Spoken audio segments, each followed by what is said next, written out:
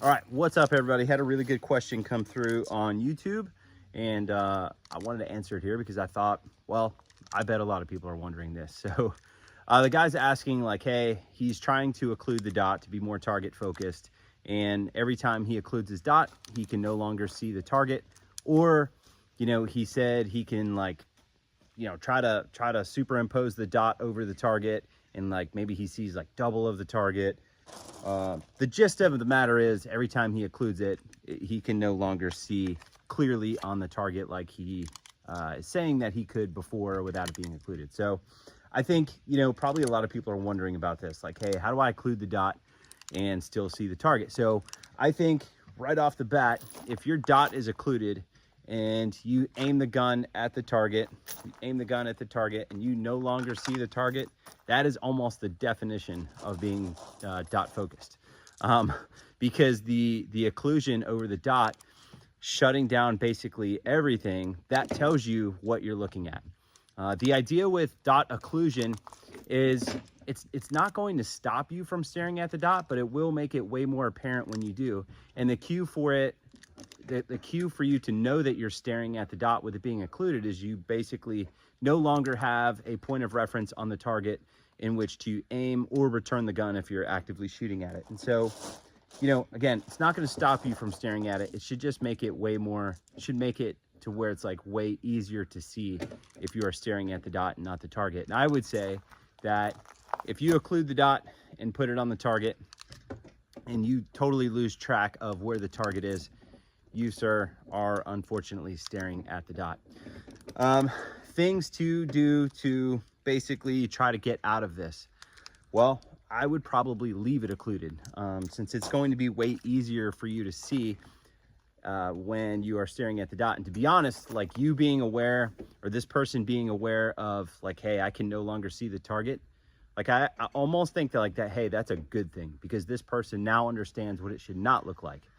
And so I would leave it occluded, and then maybe put something on the target, something like a black paster or a white paster, something just to like look at instead of just like a whole brown target. These things can be kind of difficult to see if you're actually looking on the target, especially since there's not really anything in detail to look at on just a open brown USPSA target. So if you stuck up, a black paster or a white paster, something like that, what I would recommend is doing something like this. Like, point the gun at the ground, like, look at the black paster, bring the gun up in front of your face. If the occluded dot completely shuts down your ability to stare at the black spot, like, you shifted your focus from the black spot to the dot, right? Try it again. Black spot, lift the gun up in front of your face. You should be able to see past the gun. And what it should look like if you have an occluded dot and you're looking to a spot on the target, what it should look like is just the dot superimposed over the place that you're looking at. Now, will this come easy? No. Like, this is something that, in my opinion, like, target focus is something that you will continually work on forever and ever and ever. I'm not sure if there's ever a time when you're like, yes, I have mastered this. Because there will be times where, maybe there'll be some different type of targets out there that, you're not too fond of. Maybe it's a tuxedo, maybe it's some sort of partial, and you're like, yep, I don't like the way that thing looks. And then what ends up happening is you'll start staring at the dot, trying to put the dot on the target rather than looking to where you want the bullets to go and making the dot come to that spot.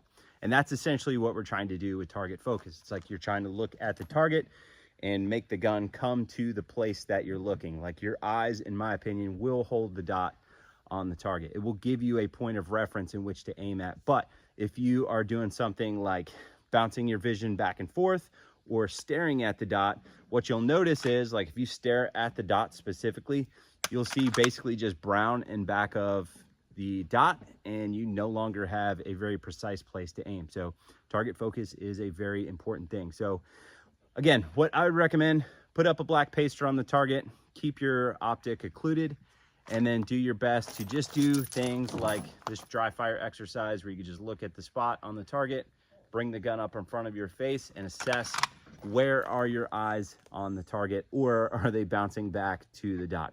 So these little like awareness drills, like you don't even need to shoot for this. Like it's just dry fire and trying to be aware of what it should look like. And I think it is just as important to figure out what it shouldn't look like. So hopefully it helps you guys out with target focus and the dot being occluded. If you guys have any questions, drop them in the comment box below.